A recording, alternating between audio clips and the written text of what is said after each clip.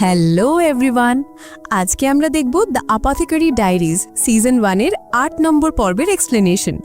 গত পর্বে আমরা দেখেছিলাম মাও তার কিডন্যাপিংয়ের ঝামেলা মিটিয়ে কিছুদিনের জন্য নিজের বাড়িতে ফিরে এসেছে। আজকের পর্বে আমরা দেখব ছুটি কাটাতে এসেও মাও কিভাবে এক নতুন এবং জটিল রহস্যের মধ্যে জড়িয়ে পড়ে। এই পর্বে রয়েছে সাসপেন্স, দুর্দান্ত ডিডাকশন আর শেষে একটি হাসির মোড়।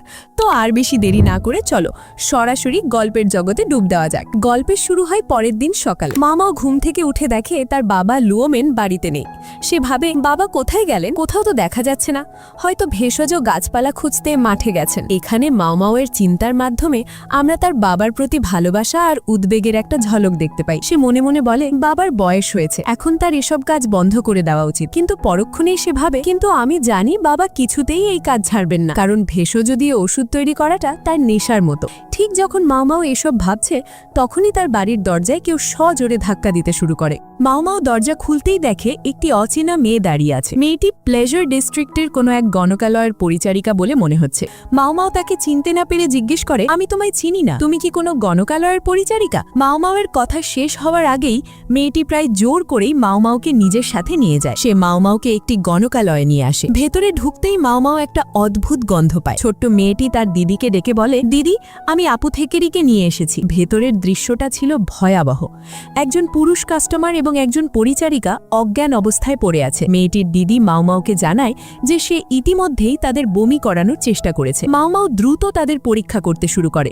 সে বলে এই লোকটা ঠিকমতো শ্বাস নিতে পারছে না, আর মেয়েটার শ্বাস প্রশ্বাসও খুব দুর্বল হয়ে আসছে। সে বাকিদের সাহায্য করতে বলে যাতে বমি তাদের গলায় আটকে না যায়। ছেলেটিকে পরীক্ষা করে মাও বুঝতে পারে তার গলায় কিছু আটকায়নি, কিন্তু তার পালসও চলছে না। এক মুহূর্ত দেরি না করে মাও ছেলেটার বুকে চাপ দিতে শুরু করে আর তাকে মুখ দিয়ে শ্বাস দেয়, যাকে আমরা সিপিআর বলি। কিছুক্ষণের মধ্যেই ছেলেটির জ্ঞান ফেরে। অন্যদিকে অন্য মেয়েটিও একই পদ্ধতি অনুসরণ করে অজ্ঞান হয়ে থাকা পরিচারিকাটির জ্ঞান ফিরিয়ে আনে। জ্ঞান ফিরতেই ছোট্ট মেয়েটিকে কাঠ কয়লা আনতে বলে এবং লোকটিকে আবার সিপিআর দিতে শুরু করে, যার ফলে তার পেটে থাকা বাকি বমিও বেরিয়ে আসে। এই দৃশ্য দেখে মাও বিরক্ত হয়ে বলে, আজ সকাল সকালে কি কাজ করতে হচ্ছে? ঠিক তখনই পেছন থেকে একজন মহিলা, যিনি সম্ভবত ওই গণিকালয়ের মালকিন, এসে দুজনের জীবন বাঁচানোর জন্য মাওকে ধন্যবাদ জানান। তিনি বমির দিকে দেখিয়ে জিজ্ঞেস করেন, ওরা এটা কি বমি করেছে? মাও সতর্ক করে বলে, এটা ছোবেন না, এতে বিষ থাকতে পারে। সবাই যখন ব্যস্ত তখন মাও-এর ভেতরের গোয়েন্দা জেগে ওঠে। সে ঘরটা ভালো করে পর্যবেক্ষণ করতে শুরু করে। তার চোখে পড়ে দুটো বোতল, একটা ভাঙা কাচের কাপ আর তার সাথে একটা স্ট্র, যার ওপর লিপস্টিক লেগে আছে। পাশে রাখা আছে একটা পাইপ আর কিছু তামাক পাতা। মাও মনে মনে ভাবে মেয়েটা বেশ ঝামেলার কাজ করে ফেলেছে। ঠিক তখনই মাও ছোট্ট মেয়েটিকে একটা চিরকুট লিখে তার বাবাকে ডেকে আনার জন্য পাঠায়। চিরকুটে সে কিছু জরুরি ভেষজ নিয়ে আসতে বলে। মেয়েটি যাওয়ার সময় মাও-এর দিকে একটু অদ্ভুতভাবে তাকিয়ে চলে যায়, যা মাও-এর নজর এড়ায় না। কিছুক্ষণ পর মাও-এর বাবা লুওমেন সেখানে পৌঁছন। তিনি এসে বলেন, এই বাচ্চা মেয়েটা বলছিল ওর পায়ে নাকি চোট লেগেছে, তাই আমার একটু দেরি হয়ে গেল। মাও ততক্ষণে কাঠ কয়লা গুঁড়ো করে ফেলেছিল। লুওমেন বলেন, চলো এবার এটাকে ভেষজের সাথে মিশিয়ে রোগীদের খাইয়ে দিই। অন্যদিকে মেয়েটির দিদি সেই পরিচারিকাটিকে ওষুধ খেতে দেয়। পরিচারিকাটি তখন জিজ্ঞেস করে, ওই কাস্টমার কেমন আছে? দিদি জানায় যে সে ঠিক আছে এবং তাকেও ওষুধ দেওয়া হয়েছে। লুওমেন মাও-এর কাজের প্রশংসা করে বলেন, তোমার চিকিৎসা করার পদ্ধতি অতটাও খারাপ নয়। মাও মনে মনে ভাবে, আমার বাবা একটা তথ্য থেকে 3-4টে বিষয় বের করে নিতে ওস্তাদ। লুওমেন তখন মাও-কে জিজ্ঞেস করেন, তোমার কি মনে হয় এটা কোন বিষ ছিল? মাও উত্তর দেয়, তামাক পাতায় মারাত্মক বিষ থাকে। লুওমেন বলেন, তুমি জল ব্যবহার করনি। মাও ব্যাখ্যা করে, এই অবস্থায় জল দিলে পরিস্থিতি আরো খারাপ হয়ে যেত। এখানে লুওমেন মাও-এর বুদ্ধির প্রশংসা করেন। তিনি বলেন, এই পরিস্থিতিতে গ্যাস্ট্রিক জুস বিষের প্রভাবকে আটকাতে পারে, কিন্তু সেটা পাতলা হয়ে গেলে বিপদ বাড়তে পারে। আর এরপরই তিনি মাও-কে একটা বড় সূত্র ধরিয়ে দিয়ে বলেন, যদি আমি বলি যে বিষটা আগে থেকেই জলে মেশানো ছিল? এই কথা শুনে মাও চমকে ওঠে। সে বুঝতে পারে সে কিছু একটা ভুল করেছে। সে ভাবে, ওদের বমিতে তো তামাক পাতা ছিল না, আমি হয়তো এখনো ঘুমের ঘোরে আছি। কিন্তু বিষ যদি জলেই মেশানো থাকে তাহলে তাকে আরো জল দিয়ে পাতলা করাই তো সঠিক উপায়। এবার আমি বুঝতে পারছি। এরপর গণিকালয়ের মালকিন মাও আর তার বাবাকে রাতের খাবারের জন্য আমন্ত্রণ জানান। খাওয়ার সময় মাও স্ট্রয়ের উপর লিপস্টিকের দাগ দেখে আসল কারণটা বুঝতে পারে। সেভাবে ও আচ্ছা, মেয়েরা স্ট্র ব্যবহার করে যাতে কাপে তাদের লিপস্টিকের দাগ না লাগে। মালকিন তাদের দুজনকে ধন্যবাদ জানিয়ে পারিশ্রমিক হিসেবে বেশ কিছু টাকা দেন। লুওমেন প্রথমে এত টাকা নিতে অস্বীকার করেন, কিন্তু মাও তাকে মনে করিয়ে দেয় যে এই মাসের বাড়ি ভাড়া দেওয়ার মতো টাকা তাদের কাছে নেই। এই কথা শুনে লুওমেন টাকাটা নিয়ে নেন। আর আর মাও মাও ভাবতে থাকে প্লেজার ডিস্ট্রিক্টে এই ধরনের যৌথ আত্মহত্যা বা ডাবল সুইসাইড খুব সাধারণ ঘটনা। কি অদ্ভুত বাধ্যবাধকতা!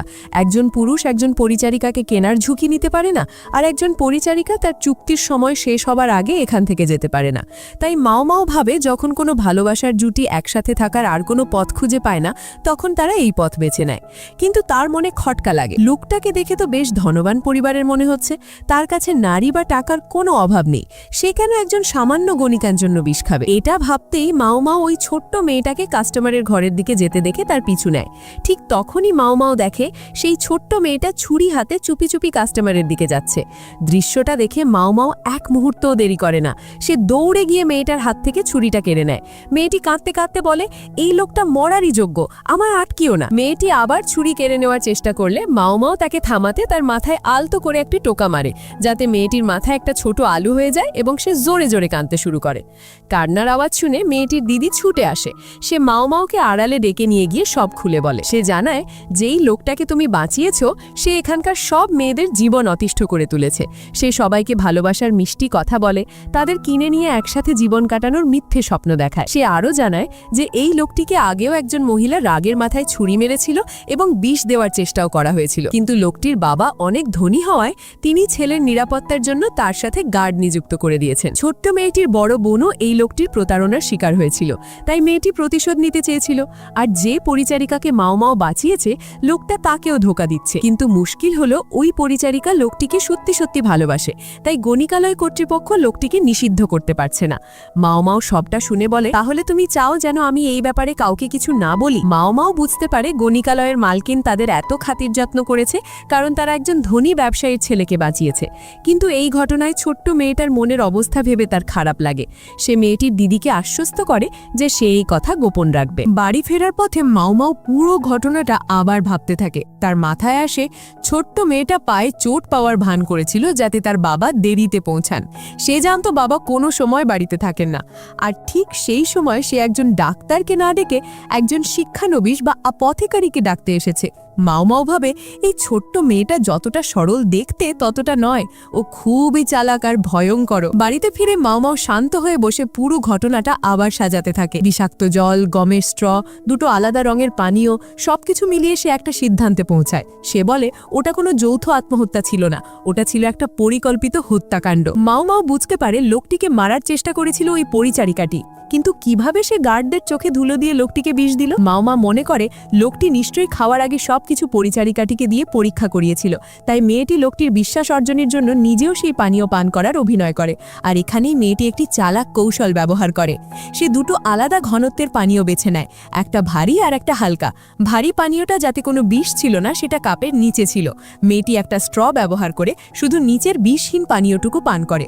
লোকটা এটা দেখে বিশ্বাস করে নেয় যে পানীয়টা নিরাপদ, আর সে পুরো কাপটা পান করে ফেলে যার মধ্যে বিষ ছিল। এরপর মেয়েটি সামান্য বিষাক্ত পানীয় পান করে অজ্ঞান হওয়ার ভান করে যাতে কেউ তাকে সন্দেহ না করে। সে সকালবেলা এই কাজটা করে যাতে লোকটির মারা যাওয়ার সম্ভাবনা বেড়ে যায়। তার পরিকল্পনা প্রায় সফল হয়েই গিয়েছিল, কিন্তু ঠিক তখনই কেউ এসে পড়ায় সব ভেস্তে যায়। মাও মাও ভাবে মেয়েটা সত্যিই খুব চালাক, কিন্তু আমি এত সব কেন ভাবছি? সে নিজেকেই বলে, কি আর করব, আমি যখন কিছু নিয়ে ভাবতে শুরু করি তখন ভাবতেই থাকি। এরপরের দৃশ্যে আমরা মাও মাওকে ভার্ডিগ্রেস হাউসে স্নান করতে দেখি। ঠিক তখনই মাও মাও আবার ভাবতে ভাবতে বলে, আমি জানি না ওই পরিচারিকাটার সাথে কি হয়েছে, কিন্তু এখনো কাস্টমারকে বিষ দেওয়ার জন্য গণিকালয়ের ওপর দোষ চাপাবে, আর গণিকালয়ে তাদের জিনিস নষ্ট করার জন্য ওই লোকটার ওপর দোষ চাপাবে। মাও মাওয়ের ভাবনার মাঝেই ভার্ডিগ্রেস হাউসের রাজকুমারী মেমে আসে, যে মাও মাওয়ের সাথে স্নান করতে করতে ওর খোঁজ খবর নেয়। মাও মাও বলে, আমি কাল আবার ইনার প্যালেসে ফিরে যাব, কারণ আমি জিনসির ওপর সব কাজ ছেড়ে দিতে পারি না, তাই আমাকে এখনো ওখানে 1 বছর থাকতে হবে। ঠিক তখনই মেমে মাও মাওকে জানায় যে ওর অপহরণের পর থেকে ওই 3 রাজকুমারী এমনকি দিদাও ওর জন্য খুব চিন্তায় ছিল। এই কথা শুনে মাও মাও বলে, দিদা আমাকে এই কথাটা বলেনি কেন? মেমে বলে, সেটা এই জন্য কারণ তুমি ফিরে এসেছো, তাই উনি তোমার সাথে আগের মতোই ব্যবহার করেছেন। এইটুকু বলে মেমে মাও মাওকে জিজ্ঞেস করে যে ও এনএক্সে গিয়েছিল কিনা। মাও মাও বলে আমি ওখানে পরে যাব। এরপর আমরা মাও মাওকে একটা শান্ত জায়গায় উদাস হয়ে বসে থাকতে দেখি। আর বন্ধুরা, তোমরা এই এনএক্স এর ব্যাপারে পরের এপিসোডগুলোতে জানতে পারবে। এরপর আমরা পরের দিন সকালে মাও মাওকে দেখি যে ইনার প্যালেসে ফিরে যাওয়ার জন্য তৈরি হয়। সে তার বাবার কাছ থেকে বিদায় নিয়ে ভার্ডিগ্রিস হাউসের দিকে যেতে যেতে বলছে 3 দিন কখন কেটে গেল টেরই পেলাম না। সে ভার্ডিগ্রিস হাউসে লিহাকুকে নিতে গিয়ে দেখে সে তো একেবারে রাজকুমারীদের আদরে যত্নে গলে জল হয়ে যাচ্ছে। মাও মাও ভাবে স্বর্গের অমৃতের স্বাদ পেলে কেউ কি আর সহজে ফিরতে চায়। ঠিক তখনই গণিকালয়ের বৃদ্ধা মালকিন এসে বলেন, যাচ্ছ যখন তখন বলে যাও আমার টাকা কবে ফেরত দেবে। মাও মাও মনে মনে বলে, তার মানে এই টাকা শোধ করতে আমাকে আরও একটা নতুন বকরা এখানে দিয়ে যেতে হবে। ইনার প্যালেসে পৌঁছানোর পর মাও মাও দেখে জিনসির রাগে কটমট করে তার দিকে তাকিয়ে আছে। মাও মাও ভাবে, ইনি এভাবে তাকিয়ে আছেন কেন? এখান থেকে কেটে পড়াই ভালো। সে সবার সাথে দেখা করে কাপড় বদলানোর অজুহাতে পালানোর চেষ্টা করে, কিন্তু জিনসি তাকে থামিয়ে দিয়ে বলে, এত তাড়া কিসের? একটু পার্লারে একা এসো, আমি তোমার জন্য অপেক্ষা করছি। এই কথা শুনে মাও মাওয়ের বুক কেঁপে ওঠে। সে ভয়ে ভয়ে জিনসির পেছনে পার্লারে যায়। জিনসি তাকে এবার ছুটির ব্যাপারে জিজ্ঞেস করে। এরপর হঠাৎ মুখ লুকিয়ে জিজ্ঞেস করে, লিহাকু নামের লোকটা কেমন লাগলো? মাও মাও ভাবে, ইনি ওর নাম কিভাবে জানেন? সে উত্তর দেয়, ও আমার গ্রাইন্ডার। জিনসি হতাশ হয়ে বলে, ও কি তোমায় হেয়ার পিন দিয়েছিল? মাও মাও স্বাভাবিকভাবে বলে, হ্যাঁ সবাইকে দিচ্ছিল, তাই আমিও একটা নিয়ে নিয়েছি। জিনসি এবার রেগে গিয়ে বলে, আমিও তো তোমায় হেয়ার পিন দিয়েছিলাম। মাও মাও কিছুই বুঝতে পারে না। সে ভাবে এই লোকটা কি এতটাই বোর হয়ে গেছে যে আমার অ্যাটেনশন পাওয়ার জন্য এসব করছে। সে তখন বৃদ্ধার টাকা শোধ করার জন্য জিনসিকে ব্যবহার করার কথা ভেবে বলে, আমি দুঃখিত, আপনাকে খুশি করার জন্য আমি আর টাকা ফেরত দিতে পারবো না। এই কথা শুনে জিনসি চমকে গিয়ে জিজ্ঞেস করে, তুমি কি ওই লিহাকু নামের লোকটাকে কিছু দিয়েছো? মাও মাও হাসি মুখে উত্তর দেয়, হ্যাঁ আমি ওকে স্বপ্নে ভরা এক আনন্দের রাত দিয়েছি। জিনসি এই কথা শুনে আকাশ থেকে পড়ে, তার মুখ ফ্যাকাশে হয়ে যায়। সে বলে, কি বললে তুমি, এক রাত? মাও মাও মিষ্টি হেসে বলে, ওকে খুব খুশি লাগছিল, আর হবেই বা না কেন, আমি এত খেটেছি ওর জন্য, তাই ওর জন্য আমারও খুব আনন্দ হচ্ছে। এই কথা শোনার পর জিনসির মনটা ভেঙে যায়, তার হাত থেকে চায়ের কাপটা পড়ে ভেঙে যায়। এটা দেখে মাও মাও বলে, আপনার কি হয়েছে? আপনি এভাবে দাঁড়িয়ে আছেন কেন? দাগ লাগার আগেই ওটা পরিষ্কার করে নেওয়া উচিত। দাঁড়ান, আমি এগুলো পরিষ্কার করে দিচ্ছি। মাও মাও তাকে স্বাভাবিক হতে বললেও জিনসি পাথরের মতো দাঁড়িয়ে থাকে। মাও মাও কিছু না বুঝে সেখান থেকে বেরিয়ে আসে।